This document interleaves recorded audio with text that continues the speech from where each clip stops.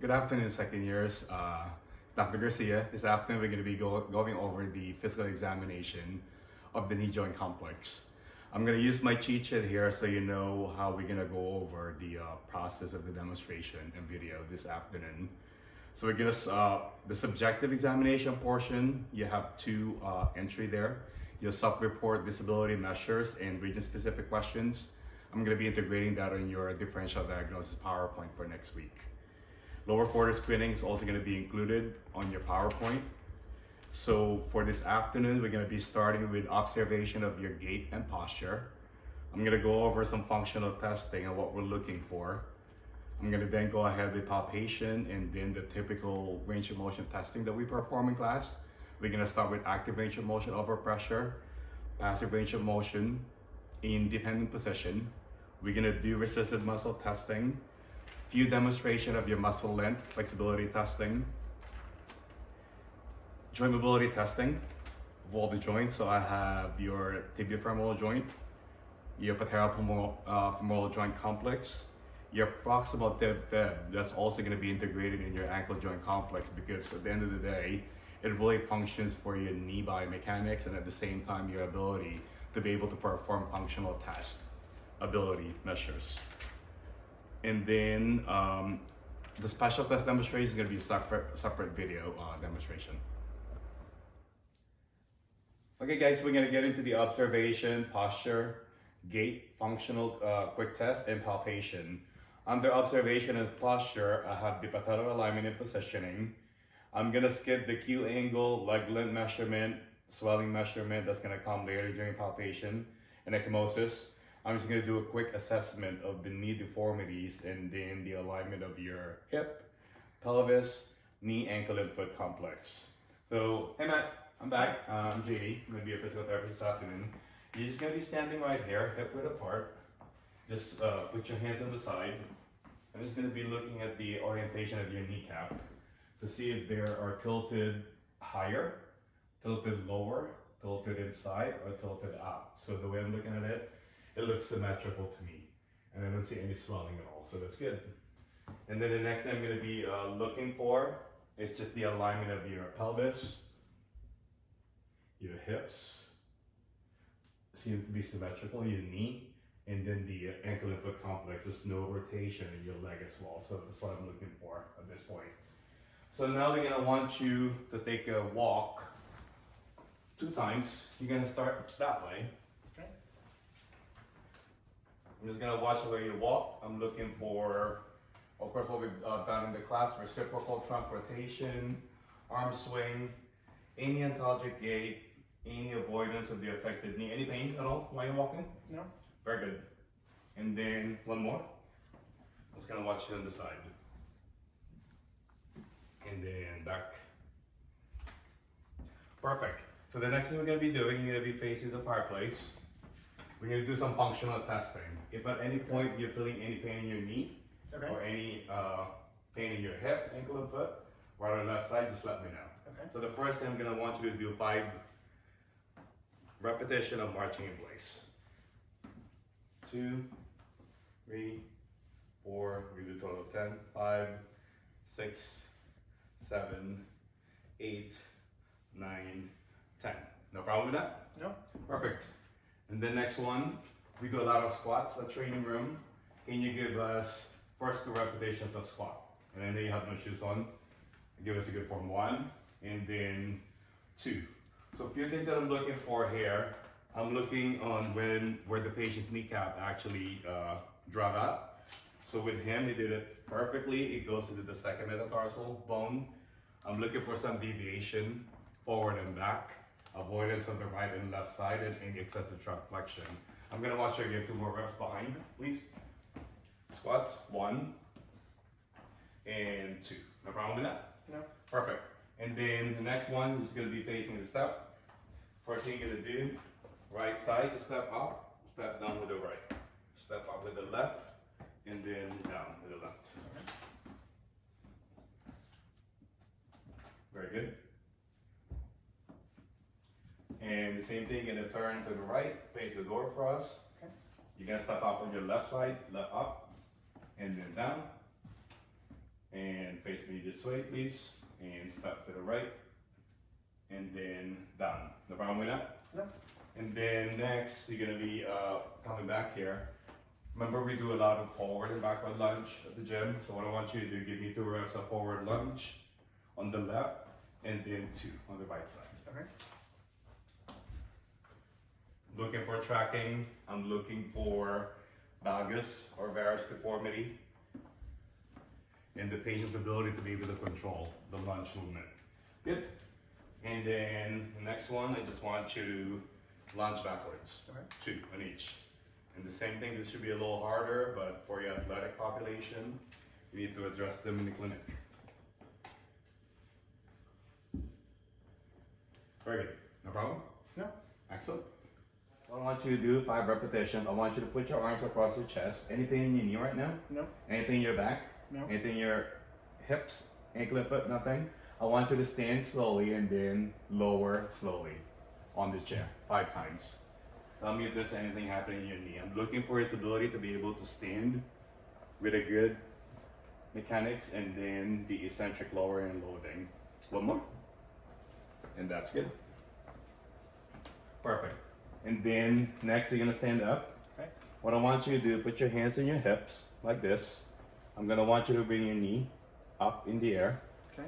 And hold that for 5 seconds. I'm just looking for your ability to be able to maintain that balance. 5, 4, 3, 2, 1. There's a little shake, but nothing to worry about. And then the same thing on the right.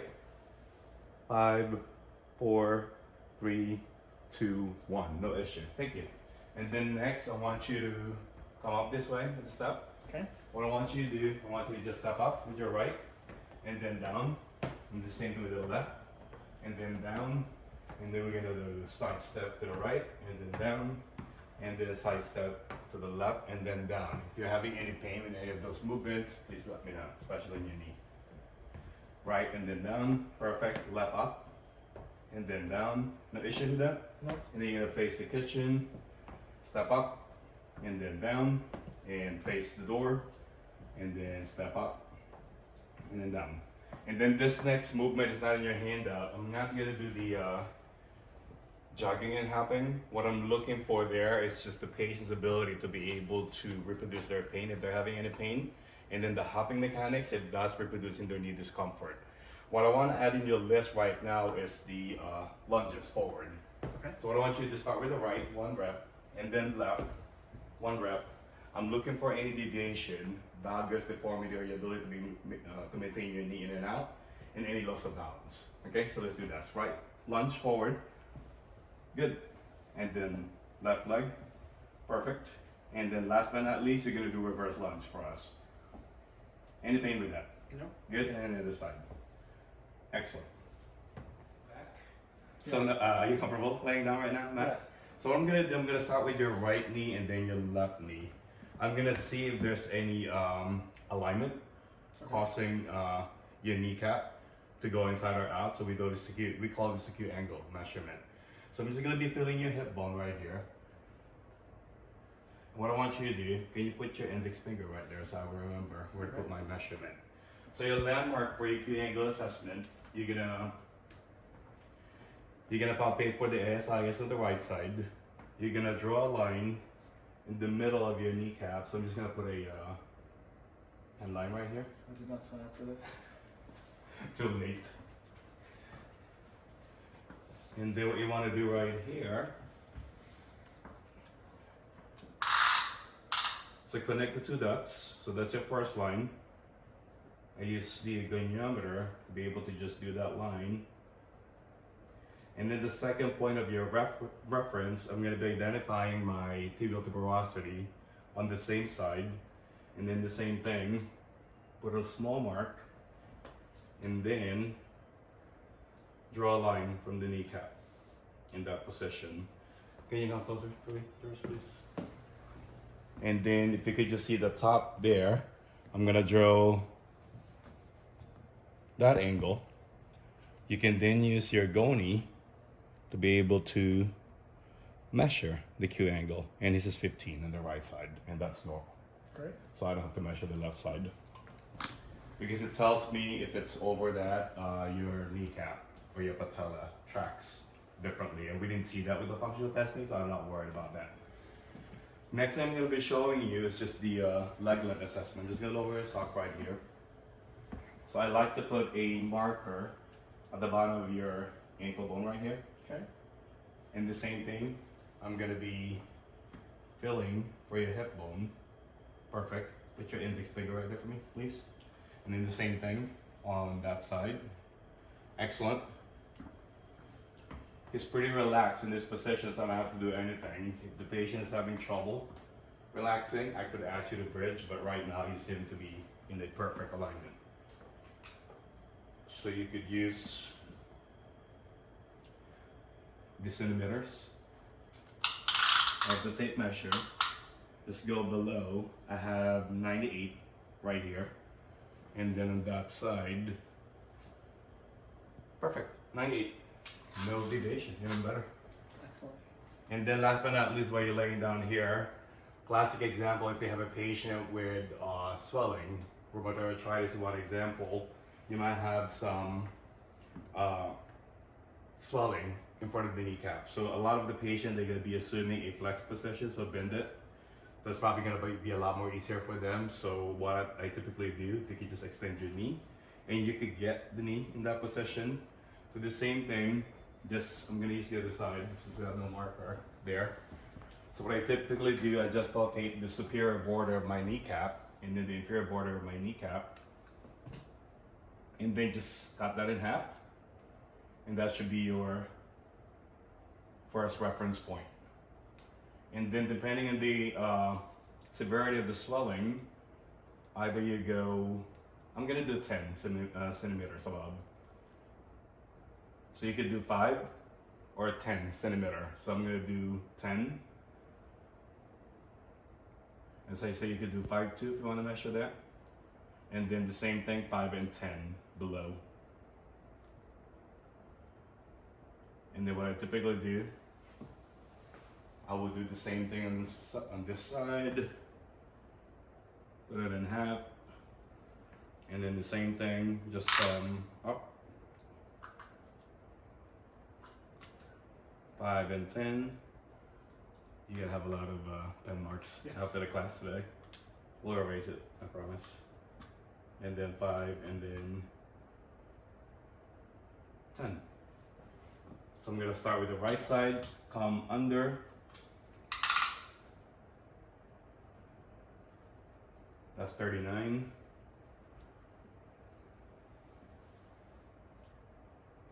On that right. 39.5, nothing to worry about. And then I'm gonna go higher on the right side. That's 40 even. And then here. So what's good about this, when you're 5 centimeters above, we could actually get the girth of your lower quads. 41, so this side is bigger. Just that big of a difference. And then this side.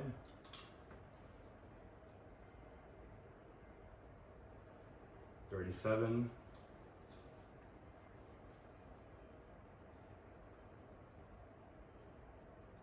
And then just lower.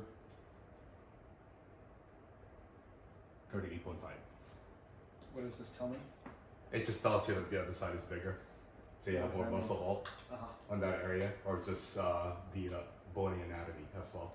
But if you have a patient with a degree of swelling, if you have a water retention right there, you can have a lot more larger measurement on that side.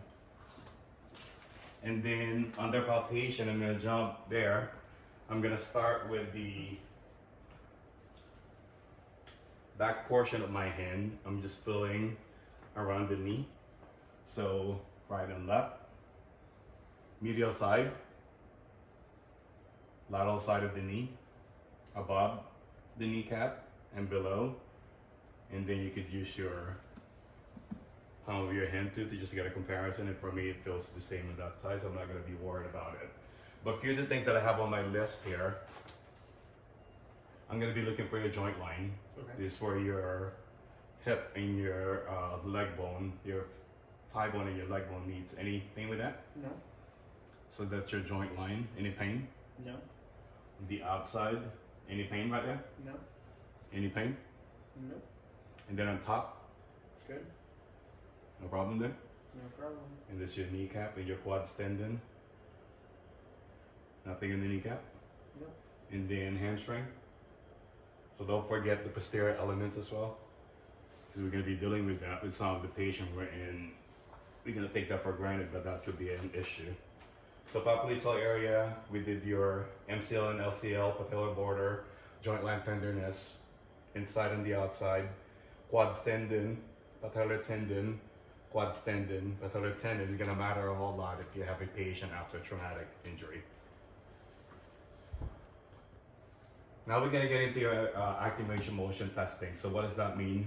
We're gonna move your hip and your knee in a different position. I'm gonna want to do 2 views. Okay. In the 3rd repetition or 2 reps, I'm gonna put some pressure. Okay. So if there's any limitation of movement, I typically could measure them with our goniometer, the one that we used before. That's gonna give me a degree of angle of bending, and then your ability to be able to get into 0 neutral extended position. And as I said, I'm gonna do 2 views because I wanna make sure that you're not compensating Okay. with all the movements. We're gonna start with your right side. Okay. What I want you to do is just slide your heel up and then flex your knee all the way down. Any problem with that? No. And then extend. Can you flex it again for me? No problem with that? No. Keep it there for me. And then over pressure, I'm just gonna be putting my hand on the proximal tibia and then the distal femur. I'm just gonna be pushing them together. I want you guys to watch my line of force of my elbow. Cannot be this way. It needs to be that direction. No problem? Nothing. If you can't push a patient, you can come higher and you could bring him higher at that point. Good.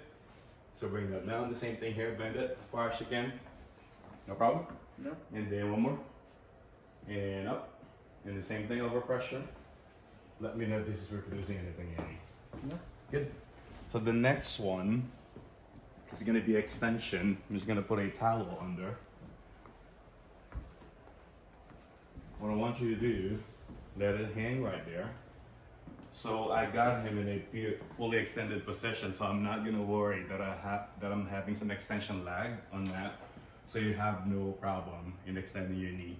So what I would do here, I'm just gonna come without a towel. First, I'm gonna show you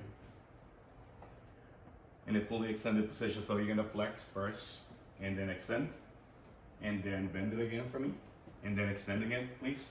And then I'm just gonna put my hand under the distal tibia, relax. And then my other hand, my top hand is on the distal femur. I'm just gonna be extending the knee in that manner. No problem with that? No. For the same thing, bend this knee. And then extend all the way.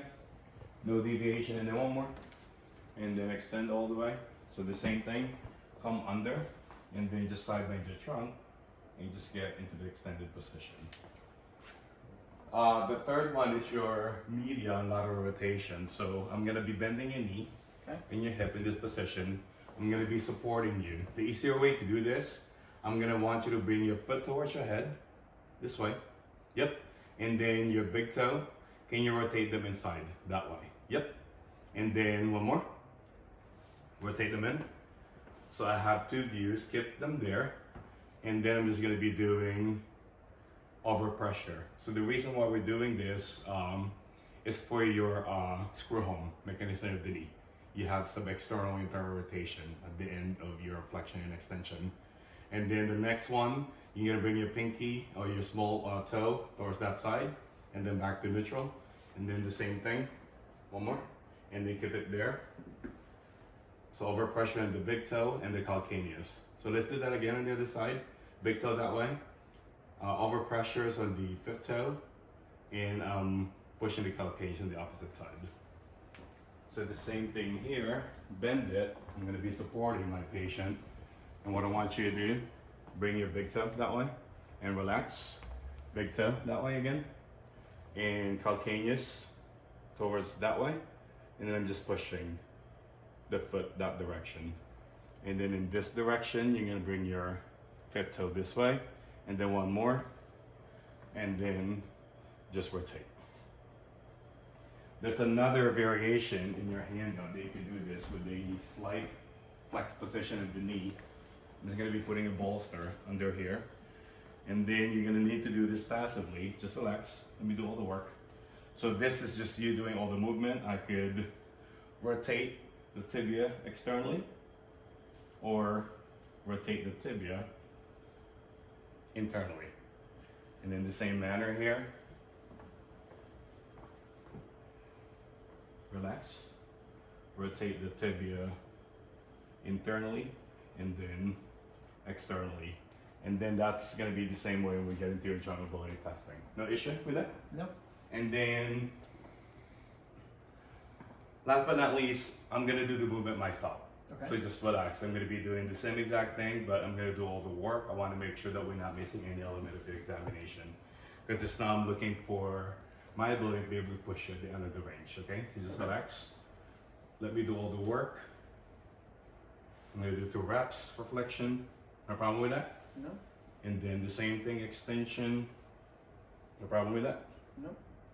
I'm gonna get into your rotation while I'm here. Let me do all the work.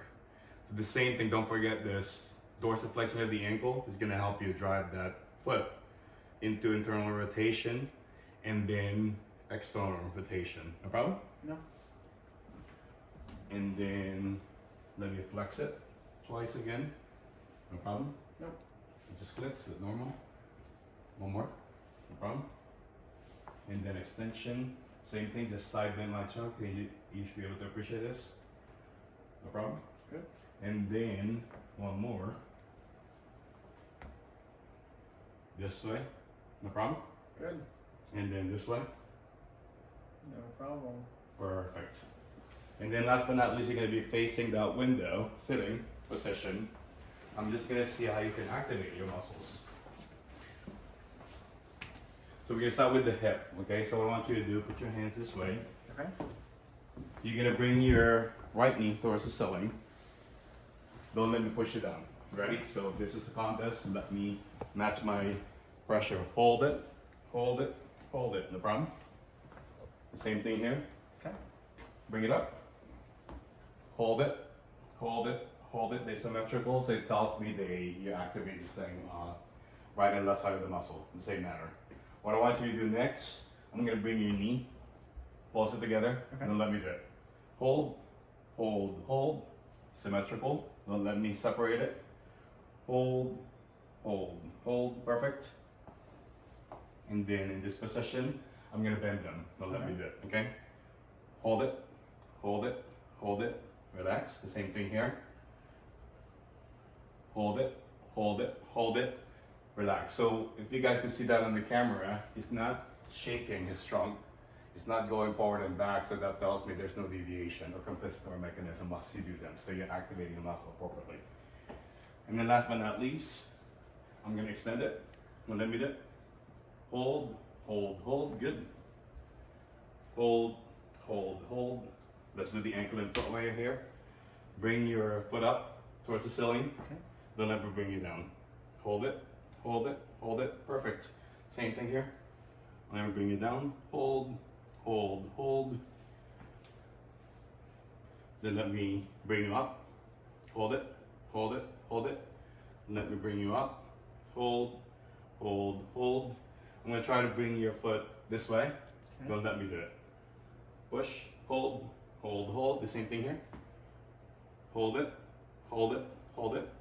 And then what I want you to do, I'm gonna bring it this way. Don't let me do it. Good. And then keep it there. Don't let me do it. And then last but not least, your big toe. Just gonna pick it up if you don't mind. Bring it up. Don't let me bring it down. Hold, hold, hold. The same thing. Hold, hold, hold. Good. Okay, next is the muscle length or flexibility testing. I'm just gonna be looking for the ability of your muscle to be able to lengthen. Okay. Because at some point, if it's really in a shortened stage, for example, your hamstring, that's gonna really impact your ability to be able to perform your exercise at the gym, your ability to be able to walk. If you like to run, that's the things that you like to do, or do physical activity. It's not gonna work tremendously for you because of the muscle shortening. Okay. And then when you're strengthening, when you're doing leg exercises at the gym, if it's not doing the actual lengthening aspect of it, you're not gonna get a good maximum activation of your muscle. So it's good for us to be able to look at that. Cool. So on my list, you have your iliopsoas muscle here. We did that already in class. I'm not going to show that. We did the rectus fem already. We did the hamstring 90-90. We did the TFL. So the two things that we're going to be showing for you this afternoon is just the gastroc and then the soleus. So the first movement I'm going to do, I want you to just keep your knee extended Okay. and relax in that position. If you just put your hands on the side, that'll be perfect. I'm just going to be putting my hand under here and then just relax. I'm going to bring your foot towards that direction. Technically, I'm going to need a second person to do that if I have nobody in the clinic. Can you just skip it there? So you can measure using your medial malleolus as your fulcrum. My moving arm is going to be on the outside of my big toe or my first metatarsal bone, and then just line that up in the middle of your leg bone and see how much you could dorsiflex him. So I'm getting 5 to 6 with him. I'm just going to be comparing on the same side.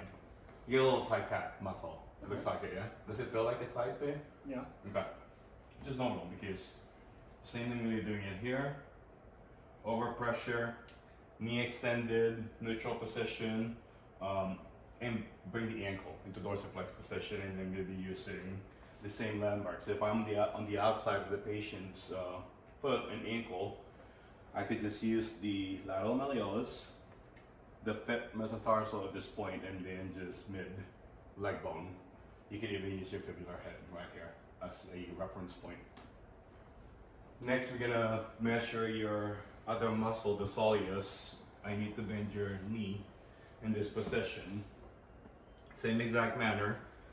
Support your patient's leg. Let me do all the work for you. Okay. I'm just gonna dorsiflex the ankle in that position. Nothing changes with your goniometric measurement. Ideally, I would have a second person doing this because I need to keep him in a dorsiflex position. So either your medial or lateral malleolus, you can relax to me, mid tibia, and then first metatarsal bone. And then the same thing, you would just do the same thing on the other side. And then just do your overpressure. You good? So next, we're gonna get into your accessory or joint mobility testing. Going back to what we've gone over in class, my purpose for my joint mobility exam is to reproduce the comparable sign or your patient familiar sign. Is it a dull leg pain? Is it a stiffness? Is it a hypermobility? So you have your hypermobility spectrum wherein it's not moving a whole lot as compared to the unaffected side. It's normal mobility wherein they're moving the same way as you're feeling the joint during the testing. And then last but not least is the hypermobility spectrum wherein it's moving a whole lot as compared to the unaffected side. Okay, Matt, you ready? Yes. So the first 2 tests I'm going to be doing, I'm going to want you to lay face down in your belly. I'm going to do some compression first, so don't forget loose back position of the knee is 25 degrees knee flex position. You're going to want to make your patient comfortable, so I have a small towel under here to go under the distal femur, so you're not compressing the kneecap. I need to be able to see that and make sure you're not taking your patient's hair, that would be bad. And then the same thing here, so you can see. Are you comfortable? Yeah, You need a pillow under your pelvis? I'll be fine. Thank you. Are you sure? You're Yeah. comfortable? I'm good. Okay. And then what I want to do here, I'm going to start with the left side. So at 25 degrees at knee flex position, just relax for me. I'm going to be stabilizing the distal femur. As you can see, I can really just drive the tibia against the joint surface. Any pain with that while I'm compressing your knee? No. No problem? Okay, relax. The same thing here. I'm gonna be bending it, smidge, loose back position. Grab the distal tibia, stabilize the distal femur, and I'm just pushing directly down. So if you want to see my line of force, I'm just going directly that way. So I need to be able to see that. So you need to be able to angle your body mechanics because this is what I'm trying to reproduce. Compressive forces, think about your arthritic condition. they might have their comparable pain, comparable sign of familiar pain. Next, I'm gonna do the opposite. I'm gonna distract knee joint, tibiofemoral joint. I'm gonna come on the distal tibia again, pin your distal femur, and a lot of the times they will actually like this because you're separating the joint surface. I'm just gonna be separating it. How does that feel? Good. No pain? No. Good. So the other thing that you're looking for here for your patient with arthritic condition, classic OA patient, they might feel better with that technique. Laxity spectrum is going to be a different way. They're probably going to tell you it's very unstable as you're distracting them. So the same thing, stabilize the distal femur in distract. No problem with that? All good. Next, we're gonna do the anterior glide in prone position while it's already there. So with this, I'm just gonna use the table as a point of stabilization. With what we have done in class before, you need to make sure you're distracting before you perform your glide. So from posterior to anterior position, what I want you to do, watch my elbow flexion position because I want to be able to drive the force this way. So just relax. If I have a pen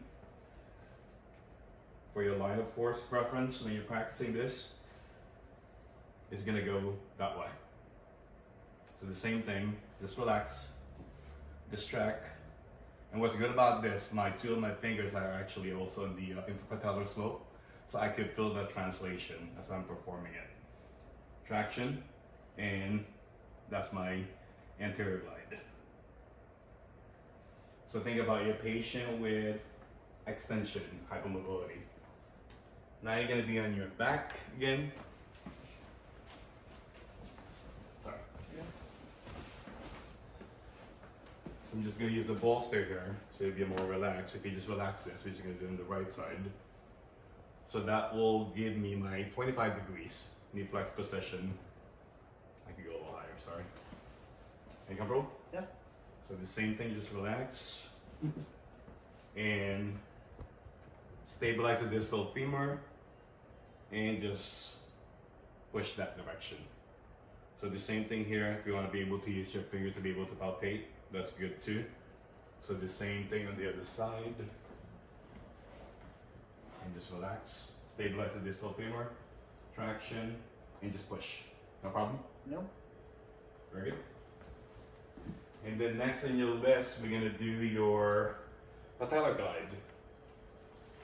So we're gonna be moving your kneecap. Okay. Do you have no issue if somebody moves your kneecap? Because some patients that I have in the clinic, they feel a little iffy about it, so you're okay, like I'm gonna be moving them Sure. in different direction. So what you have on your handout, you have distraction for your capsular hypermobility, compression, if I want to be able to see if I have some arthritic knee in my patient, superior glide for extension hypermobility, so every time we extend our knee, it just happens that your kneecap needs to drive towards superiorly to be able to clear that movement. Inferior for flexion hypermobility or stiffness. You have your general hypermobility for medial glide and then lateral glide. So let's do this one by one. You can put a small towel under. So there's two ways to do them. Either a 5 degrees knee flex position or a fully extended position. For patient's comfort, I'm just gonna do a small bolster under on both sides. Are you comfortable now? And then I'm gonna start with the right side. I'm gonna do both ways. So just relax. I'm gonna use my web space on my two hands. Ever so gently grab them with this 4 fingers, probably. And then what you wanna do, just distract them ever so gently. No problem? Good. And then watch your body mechanics as you're doing that. So I'm gonna come this way. I'm gonna do half kneeling so you can see them. Any problem? Good. Perfect. I'm gonna stay here. I'm just gonna do some quick compression. No problem? No. I'm gonna do one more. Typically with patient with arthritis, that's gonna be painful. And it could grind. Do the same thing. No problem? Good to go. Perfect. And then relax. I'm just gonna go towards your head. Feels fine. Towards your right foot. Good. Towards that one. Good. And then left side. Good. Your kneecap is bad. I'm just kidding. It's actually good. And then towards your head. Okay. Towards your left foot. No problem. Nope. Towards that side. And then this side. Perfect. And it's all good with that. Good. So next we're gonna get into your proximal tibiofibular joint. I'm gonna be doing an anterior glide, posterior glide, superior cephalic glide, and then your inferior caudal glide. So the first I'm gonna be doing, this is the one that we told you before that we wanna assess the outside portion of your joint complex right here because deep squats, everything they have to put a lot of weight bearing in your knee joint. Mhm. A lot of the times that could be a potential factor if it's not moving a whole lot, so it's not translating. Okay. So I'm gonna test your ability to be able to have that movement, okay? Okay. The same thing, I'm gonna do all the work. Let me just get my pen so they can see my line of force. So I'm gonna start with the left side. The first one for the anterior glide, I'm just gonna be stabilizing my proximal tibia. And then my forefingers, I'm gonna come behind the head of the fibula. Just be careful that you're not creating too much pressure there because you have your common peroneal nerve. So what I'm gonna do, I'm just pulling towards me. So that direction of force. So I have to angle this way. So if you can wanna appreciate that, my line of force is that way. It's not directly this way, that way. So the same thing I'm gonna be doing it, no problem? No. And then I'm gonna do posterior glide. Probably need to go this way if you don't mind. They could see. So you see the angle of inclination that I have on the table. And I'm gonna use the web space of my hand. The same point of stabilization, proximal tibia, and then just pushing that way. If you want a good reference point here, opposite armpit of the patient. So that direction. And then superior glide, I like to go this way. I'm gonna tell you why. So come closer with me here, Matt, if you don't mind. Go to the right side of the table. I'm still gonna be checking this knee. So with here, I'm gonna rest the calcaneus that way, or your heel bone. I'm gonna dorsiflex my patient. I'm gonna come this way to palpate for the fibular head. Just relax, let me do all the work. So in a full dorsiflex position, I'm gonna be everting my patient's foot. And I should be able to get that translation superiorly. So I'm looking for my head of the fibulus movement. I'm gonna use the pen so you can see full dorsiflexion, just relax. So I'm looking for that movement of the head of the fibula. This is where I'm palpating. Not a lot of movement, a small translation, but if this is a hypomobile segment, you might need to treat them. And then last but not least, I'm gonna stay on this side too. Come a little more closer, if you don't mind. So if I'm testing this side, inferior glide, rest your patient's ankle, on the table. I'm gonna palpate for the head of the fibula, web space, and this is my stabilization. And I'm still not loosening my body mechanics. So if you want to see my index, I'm pushing the head of the fibula that way. Any problem? No. Good. So let's do the same thing on the other side. So you get to appreciate it. So let's bend this knee. I'm going to do proximal tib posterior glide. Stabilization is my right hand, proximal tibia. I'm just going to be pushing you back. So that's posterior. No problem? No. So the same thing, opposite armpit, diagonal. Anterior glide, this way. No problem? No. You have a lot of, with Matt here, because he's got a bigger calf muscle, you need to make sure that you're not compressing all the structures right here, so come really behind the head of the fibula. And then I'm gonna stay here for cephalic or superior glide. Come this way for me if you don't mind. Thanks. Palpate for the head of the fibula, and the same thing. I'm gonna dorsiflex and evert. And I should be able to feel that movement superiorly. And then for inferior glide, stabilize here, just relax this leg. And then just push that one. And good.